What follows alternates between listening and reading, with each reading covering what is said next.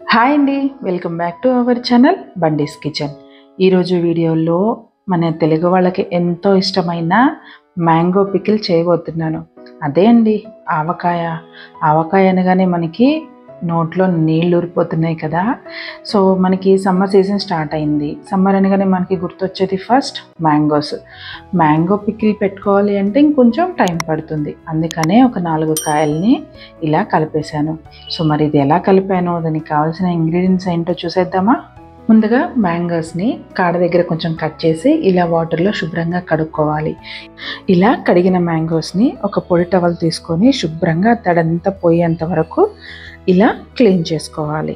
ఇప్పుడు వీటిని చిన్న చిన్న ముక్కలుగా కట్ చేసుకోవాలి. ముందుగా మ్యాంగోని ఇలా మధ్యలో కట్ చేసుకోవాలి. దాని తర్వాత ఇలా దాని మధ్యలో ఉన్న సీడ్ని తీసేసేయాలి. శుభ్రంగా క్లీన్ చేసుకోవాలి. దాంట్లో వైట్గా కనిపిస్తూ ఉంటుంది. అది కూడా మొత్తం అంతా క్లీన్ చేసుకుంటేనే పచ్చడి బాగుంటుంది. సో చూస్తున్నారు కదా, వీడియోలో చూపిస్తున్నట్లుగా ఇలా జీడి మొత్తం తీసేసుకోవాలి. అలా ఏమన్నా మిగిలిపోయినా కానీ దాన్ని శుభ్రంగా క్లీన్ చేసుకోవాలి. ఇలా అన్ని మ్యాంగోస్ని కట్ చేసుకొని మధ్యలో ఉన్న సీడ్ని తీసేసి క్లీన్ చేసుకున్న తర్వాత ఇలా ఒక్కొక్క పీస్ని ఇలా కట్ చేసుకోవాలి.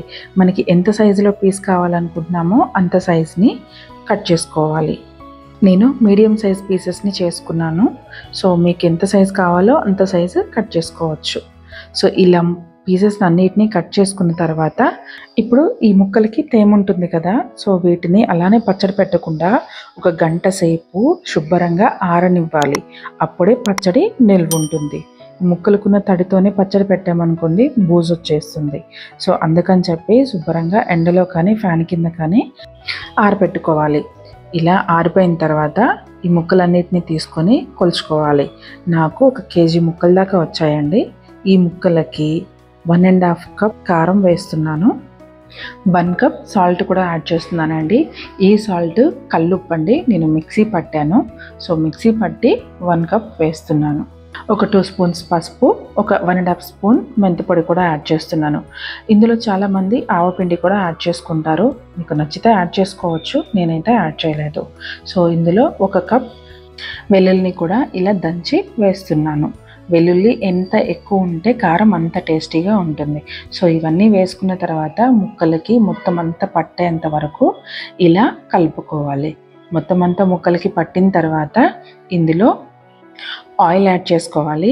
నేను ఫస్ట్ ఒక 1.5 కప్ ఆయిల్ అయితే యాడ్ చేశాను. మీ దగ్గర శనగ నూనె ఉంటే శనగ నూనెతో కారం పెట్టండి, చాలా టేస్టీగా ఉంటుంది.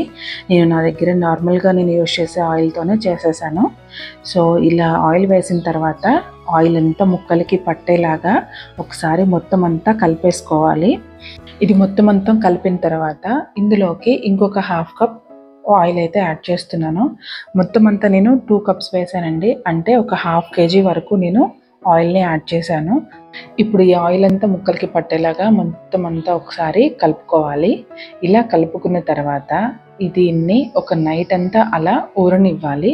దాని తర్వాత మొత్తం అంతా మళ్ళీ ఒక్కసారి కలుపుకున్న తర్వాత మనం వేరే కంటైనర్లో పెట్టుకొని స్టోర్ చేసుకుంటే కారం అనేది ఎన్ని రోజులైనా అలా నిల్వ ఉంటుంది. సో ఒక నైట్ అంతా అలా ఉంచిన తర్వాత చూడండి కారం ఎలా ఉందో, ఆయిల్ అంతా పైకి వచ్చేసి చాలా అంటే చాలా బాగుంది. సో ఇప్పుడు దీన్ని మనం ఎందులో స్టోర్ చేసుకోవాలనుకుంటున్నామో దాన్ని శుభ్రంగా కడిగి తడి లేకుండా తుడుచుకొని ఇందులో మనం స్టోర్ చేసుకుంటే కారం అనేది ఎన్ని రోజులైనా నిల్వ ఉంటుందండి. సో మనం వేసిన ఇంగ్రీడియంట్స్ కానీ పెట్టే విధానం కానీ కరెక్ట్గా ఉంటే కారం అనేది అస్సలు చెడిపోదు. సో చెడిపోకుండా చక్కగా మనం అయిపోయేంత వరకు మంచిగా తినొచ్చు అన్నమాట. మీరు కూడా ఒకసారి ట్రై చేయండి, ఎలా ఉందో నాకు కింద కామెంట్ చేయండి. అలాగే ఈ వీడియో నచ్చినట్లయితే లైక్ చేయండి, మీ ఫ్రెండ్స్ అండ్ ఫ్యామిలీకి షేర్ చేయండి. మరిన్ని వీడియోస్ కోసం నా ఛానల్ని సబ్స్క్రైబ్ చేసుకోవడం మాత్రం మర్చిపోవద్దు. Thank you for watching.